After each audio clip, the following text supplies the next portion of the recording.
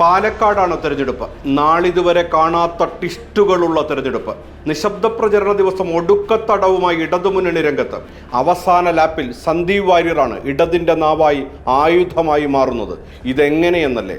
സന്ദീപ് വാര്യരുടെ പഴയ പ്രസ്താവനകൾ ഉയർത്തിക്കാണിച്ച് പത്രപരസ്യം നൽകിക്കൊണ്ടാണ് LDF തെരഞ്ഞെടുപ്പിന്റെ അവസാന ഘട്ടത്തിലുള്ളത്. സിറാജ് സുപ്രഭാതം പത്രത്തിലാണ് ഇത്തരത്തിലൊരു പരസ്യം LDF നൽകിയിരിക്കുന്നത്. CPM മുഖപത്രമായ ദേശാഭിമാനിയിൽ ഈ പരസ്യം ഇല്ല എന്നത് പ്രത്യേകം ശ്രദ്ധിക്കണം. വാർത്താ ശൈലിയിലുള്ള പരസ്യമായാണ് ഇത് നൽകിയത്. സരിൻ തരംഗം എന്ന വലിയ തലക്കെട്ട് പരസ്യത്തിൽ കാണാം. എന്നാൽ പരസ്യത്തിൽ കൂടുതലായും പരാമർശിച്ചിട്ടുള്ളത് സന്ദീപ് വാര്യരെ പറ്റിയാണ്. സന്ദീപ് വാര്യർ പല തവണയായി പറഞ്ഞ വിവിധ വർഗീയ പരാമർശങ്ങളാണ് പരസ്യത്തിലുള്ളത്.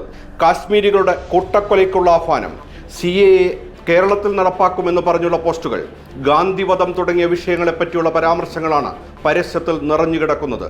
എന്തുകൊണ്ട് ദേശാഭിമാനി ഒഴിവാക്കി ഈ പരസ്യം നൽകിയെന്നതിന് അരിയാഹാരം കഴിക്കുന്നവർക്ക് ഉത്തരമറിയാം.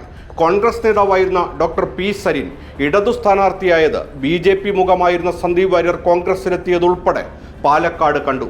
വാര്യർ തുടക്കത്തിൽ CPMലേക്ക് പിന്നീട് CPIയിലേക്ക് എന്ന തരത്തിൽ പ്രചാരണമുണ്ടായി. CPM ചുവപ്പ് പരവതാനി വിരിച്ച് കാത്തിരുന്നതും നാം കണ്ടു. ഒടുവിൽ KPCC സ്വീകരണ ചടങ്ങിലാണ് വാര്യറെ കണ്ടത്.